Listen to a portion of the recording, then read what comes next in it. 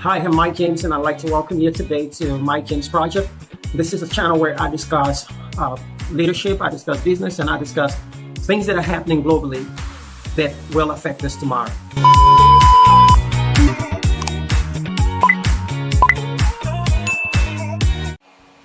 Hi, I'm Mike James, and I'd like to welcome you today to Mike James Project.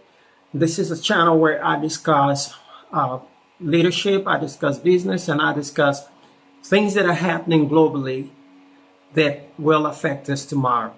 So it's a place where you can learn and you can draw some insight about what is happening and ask questions. So if this channel is beneficial to you, please give us a like and a subscribe, because we want to reach the 1,000 sub. And thank you very much. Let's dive into it. So today I'm particular on continuing with a subject that I had a pre-discussion over, which is strengthening what you have left or what we have left, for example, because it is very important to understand when we are going through transitions or when we are going through a different phase. This happens to every human being, not only one person or the other person. Everybody goes through a transition one way or the other. But the subject of going through a transition, sometimes it's always obvious that some transitions are difficult ones.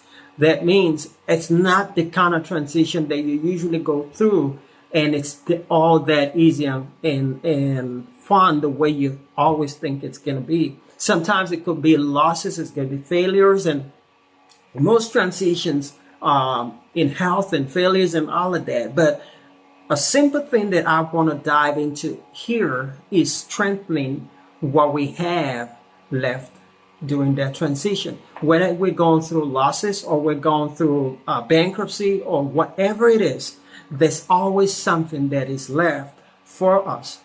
But a lot of time we do not see those things, because the things that we usually think that are what is left are usually things that we underrated.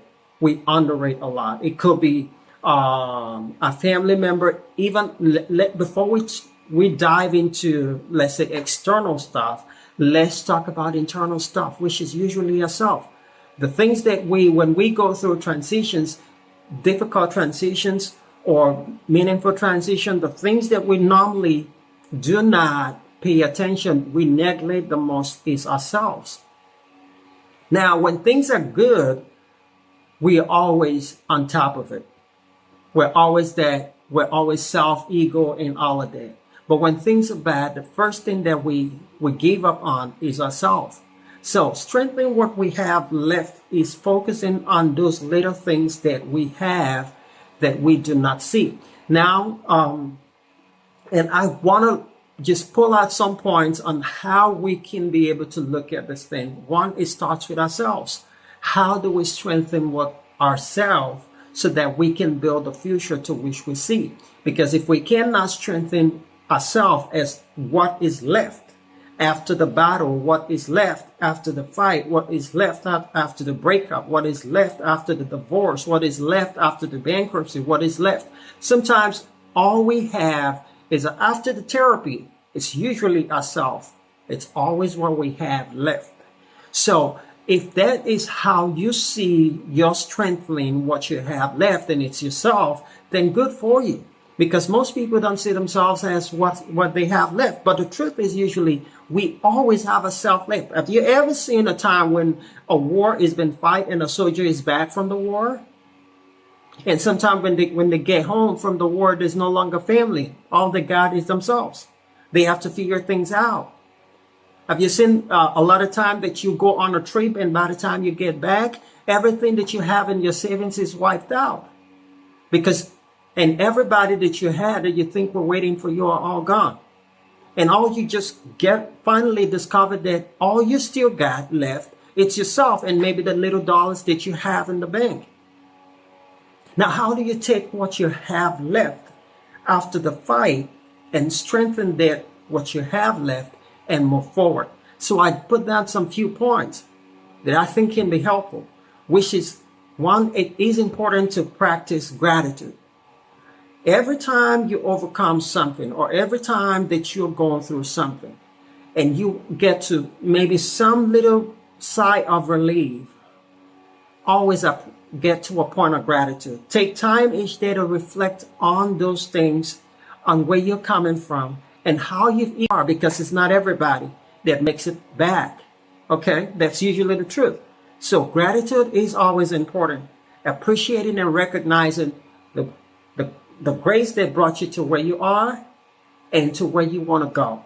So that is one point. The number two is nurture the relationship that you have left. It could be when you get back after the fight and after every tornado and storm and flood and everything, and the only thing that you got left is your dog, and it's only your cat, and that's the only thing that you got to yourself. Make that a relationship that you can strengthen. It could be a long distance friend, or one friend that you call for so long. It could be just one good Samaritan, a neighbor. Sometimes it's not even your family members anymore, because you maybe don't even have family members to go to, or you have family members, but you can't go to them. How about that? You have family member, but the truth is that nobody wants to hear from you. Isn't that painful? So the fact is that whatever you have left, it may not be family. Sometimes it's family. You nurture those two. It could be a girlfriend, it could be a boyfriend, it could be whatever. Spend time nurturing and strengthening that one thing that you have in a relationship left. Then when you do that, then you move to the next phase, which is start pursuing your passion again. Whatever has been broken, you cannot go back to fix the past, but where you are is the present and the future. So stay where you are and recreate a passion and a drive towards where you want to go. Engage in activity. And now this could be very difficult. Now, when you're going through stuff, pursuing a passion is usually discouraging.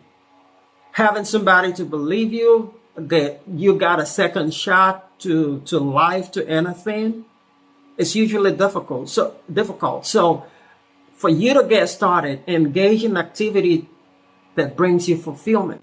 And those activities can be something you also don't take for granted. Just go ahead, those hobbies. If it's going to take you to doing voluntary stuff, go ahead and do that. And when you do that, it's something, it rekindles a passion and fire inside of you to move to the next step, which is goal setting. Then you can get back again on your focus, on your top, and say, I can reset. Not bigger goals, not $1 trillion goals, not multi-million dollar goals. It's just 1 to 2 to 3 to 4 kind of a goal.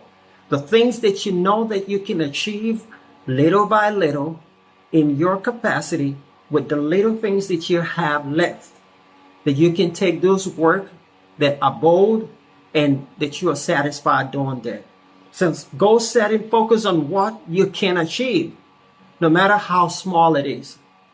No matter how small it is.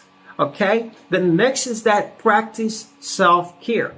Now, when you look at from where you're coming from and what you have left, which number one, again, it's yourself.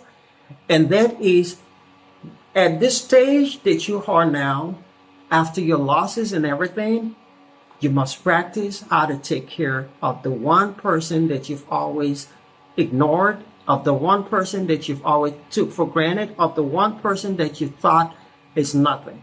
You have to take care of that person, which is yourself.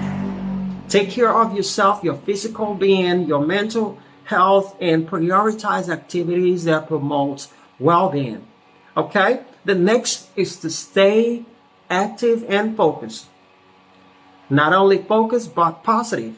Okay? Surround yourself with people who are wired to create positivity. Whether it's through upliftment or whatever it is, friends that support you, environment that allow your recuperation to be faster and smoother, People that are not just bashing on you, but environment that allow you time to know that you're going through a next phase of growth. So stay in a positive environment. And reflection and experience. Usually when we go through things, after the things are mostly over, we take time to reflect, okay, of the experience that we had in the past, because those experiences are what we use later in the future. So we take time to reflect on those experiences, whether they were good or whether they were bad. So it's always time that when you're strengthening yourself, rebuilding capacity, that your experiences are going to play a major role in the next leap that you want to go. Gather the lessons you've learned from your past experience, whether it's failure, whether it's your personal mistakes, or whether it's a mistake that is caused by things that you don't know from somebody else, or a thing that just happened to you. A time to reflect on those experiences will help you strengthen your resilience and prepare for future challenges.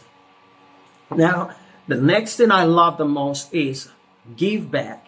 Okay, it is very important that when they usually say when you pay it forward, when you overcome your own struggle, and when you get to the other side, it's always important, even before you even get to the other side, it's important to always practice giving back, and it is important to always want to reach out to help even when you are in need yourself. So give back, help others to boost your mood.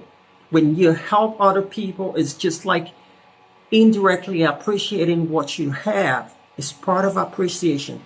You help other people, they help boost your morale and increase your sense of purpose, that you're back and you have this and you got this and you can make this happen. So if you think this is very helpful to you, please give it a thumbs up, subscribe to our channel, and let's be able to do what we need to do to make sure that we as a person, we as people, as a community, or that we're able to strengthen every little part of us. And you can send me a text message, but please love and subscribe on this channel, and I'll see you on the next video. Thank you.